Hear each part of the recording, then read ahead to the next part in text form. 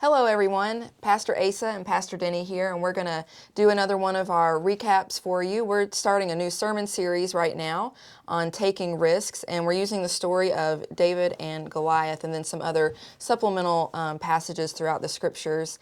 So let me read our passage for us this morning. We are in 1 Samuel chapter 17, and we're starting with the 32nd verse. "Don't let anyone lose courage because of this Philistine," David told Saul. "I, your servant, will go out and fight him." "You can't go out and fight this Philistine," Saul answered David. "You are still a boy." "But he's been a warrior since he was a boy." "Your servant has kept his father's sheep," David replied to Saul. "And if ever a lion or a bear came and carried off one of the flock, I would go after it, strike it, and rescue the animal from its mouth. If it turned on me, I would grab it at its jaw, strike it, and kill it. Your servant has fought both lions and bears. This uncircumcised Philistine will be just like one of them because he has insulted the army of the living God. The Lord," David added, "who rescued me from the power of both lions and bears, will rescue me from the power of this Philistine." "Go," Saul replied to David, "and may the Lord be with you." So again, we're doing this sermon series on taking risks, and it's really about what does it mean to be confident, what does it mean to trust in God, and we're going to use this story, different parts of this story over the next few weeks to talk about this. And it just seems like the season that we're in is a really good time to do this. I mentioned on Sunday morning that Lori is all the time talking about with our youth what it means to be confident and to trust in who God is and to trust in who God has created you to be.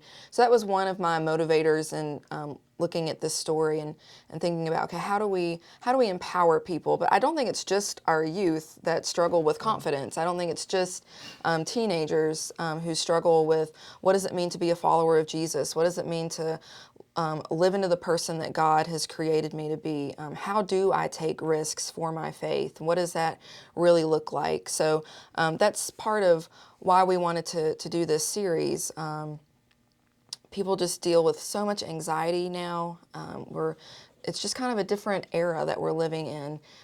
Doctors are talking about how anxiety has really risen in the American culture over the last couple of decades. So what does it mean to take risks and to be confident and sure of who God is? So in the Connection, we did a lot of music this week. We had what we called the Youth City playlist. It was a really fun service, but we did about 45 minutes of music, which didn't leave a whole lot of time for me to do the sermon that I had written, which was great. I'm not complaining.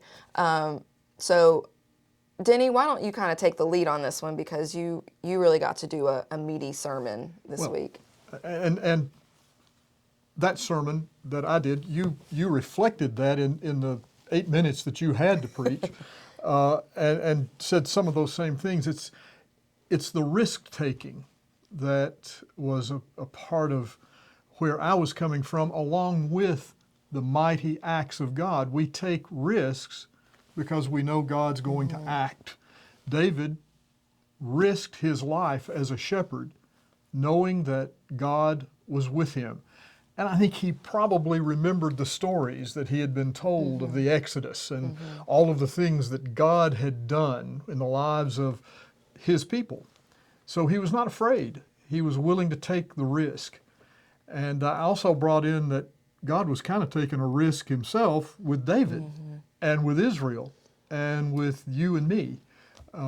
So there is risk involved in much of what we do, and that's where I was taking this topic. And I think as we go on into it, we're going to find that there's corporate risk taking, that we as a church are risk takers.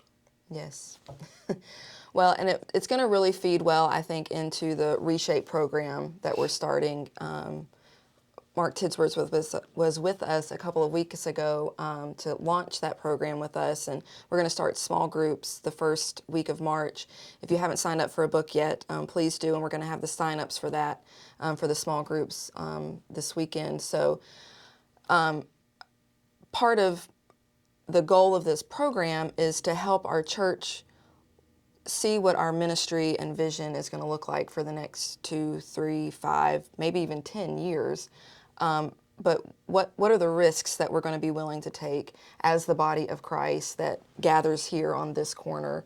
So I think you're right. We're going to see some of that. Yeah. The story comes to mind that happened in a church I was serving. They needed a van, and they didn't have it in the budget. And it was brought up at the church council meeting. That's when it was called the administrative board. That's how old I am. The person brought it up, and everyone said, "Oh, we don't have it. We can't do it." 2 weeks later, a new church van was sitting on the church parking lot. Wow. We asked, "How did this happen?" And someone said, "I'm willing to put my money where my mouth is the rest of the church." Wow. So the person who said we needed a van took the risk that we would then provide insurance and all the rest. And we did. And we had a van that not only hauled youth around, but hauled anybody that needed a ride. Wow. So it worked. But it was a risk that required us to trust that God would help provide. Well, and again, when you look at your church's history or your own history or maybe the history of your family, or and you recall where God has been present with you or with others in your lives, like David does in this story, it makes taking that risk a little bit easier. And so we led into communion with that, because communion is an opportunity for us to remember the mighty acts of God. Of course, we in our liturgy start with the Old Testament stories, and then we talk about Jesus and his healings and how we are a part of that. And we are able to take those risks for the gospel, remembering all that God has done. And when we were at First Maryville and Brian and I first got married, Ethan was real little, of course, and he always referred to communion as snack. He would come to church with us and he'd say, "Asa, is this the Sunday we get to have snack?" And I love that he called it that. But communion is that little snack that we get once a month to remember who we are, remember who God is, so that we can go out into the world and take the risk that God is inviting us to take. So, Absolutely. That's great. so I'm excited about this series. I haven't preached a sermon series like this where we kind of take a piece of a story at a time. So this next week we're going to be talking about what does it mean to wear your own armor, not trying to wear anyone else's armor. It's been a fun challenge to think through this one, but we hope to see you on Sunday, and we're looking forward to just being in worship with you. Have a great rest of your week.